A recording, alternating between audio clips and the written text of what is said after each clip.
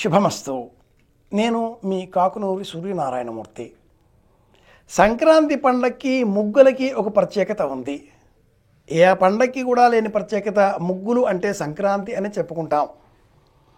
భోగి, సంక్రాంతి, కనుమ ఈ పండుగలలో వేసే ముగ్గులలో సంక్రాంతి నాడు వేసే ముగ్గు వేరు, కనుమ నాడు వేసే ముగ్గు వేరు.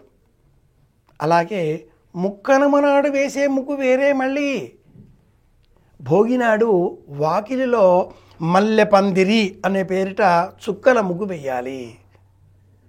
సంక్రాంతి నాడు గీతలతో, తీగలతో, చుక్కలు కాకుండా గీతలతో వాకిలిలో మొసలి కనిపించే విధంగా, సంక్రాంతి పురుషుడు కనిపించే విధంగా రంగవల్లికలు తీర్చిదిద్దాలి.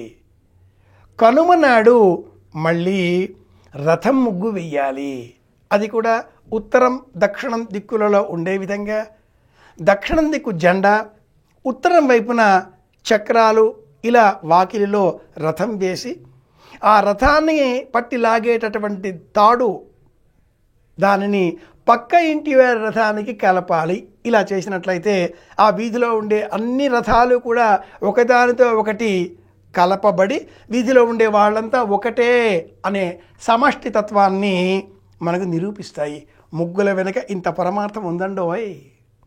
అలాగే ముక్కనుమ నాడు వాకిలిలో చేపల రూపంలో ముగ్గులు దించడం కొన్ని ప్రాంతాలలో నేటికి మనం గమనించవచ్చు. సంక్రాంతి పండుగ నాడు మొసలి బొమ్మను వేయడంలో ఇది మకర సంక్రమణం అనే జ్ఞాపకం. కనుమ నాడు రథం ముగ్గు వేయడంలో సూర్య గమనం, ఇది సూర్య రథం అనే ప్రతీక.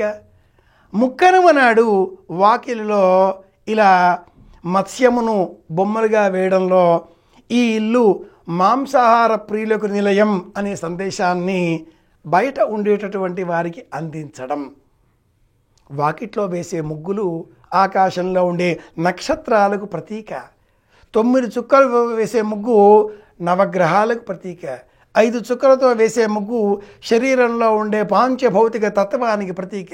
21 చుక్కలతో వేసేటటువంటి ముగ్గు 21 రోజుల పాటు జీవుడు జన్మించిన అనంతరం చేసేటటువంటి లఘు ప్రయాణానికి ప్రతీక. గమనిస్తే మీరు చుక్కల ముగ్గులన్నీ 5ంటితో ముడిపడి ఉంటాయి.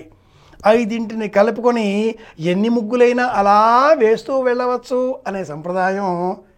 ఈ మత్స్యం అనేసరికి వచ్చేసరికి చుక్కలు ఉండవు, కేవలం ఇలా 2 కలపడం.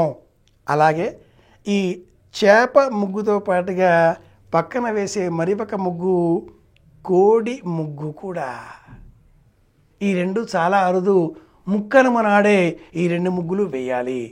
చూసారుగా, భోగి పండుగ రోజున గీతల ముగ్గులు, సంక్రాంతి పండుగ రోజున చుక్కల ముగ్గులు, కనుమ పండుగ రోజున రథం ముగ్గులు తప్పనిసరిగా వేయాలి.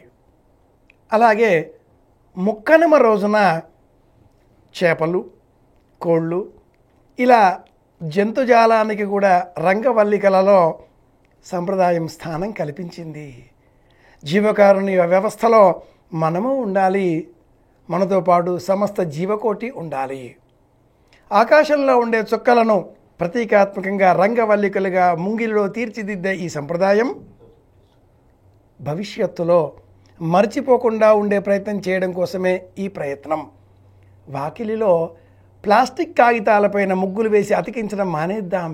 లేత ఆకుపచ్చని, పసుపచ్చని రంగుల మిశ్రమంతో కూడుకున్న గోమయంతో కళ్ళాపి చల్లి, బియ్యం పిండితో ముగ్గు పెట్టి, చక్కటి బంతి పువ్వుల చేత ఆ వాకిలిని, గుమ్మడి పువ్వుల చేత ఆ రంగవల్లికలను అలంకరించినట్లయితే అదండి సంక్రాంతి శోభ. ఆనందం కలిగించే పండగ, తెలుగువారి అతిపెద్ద పండగ, మనదైన పండగ.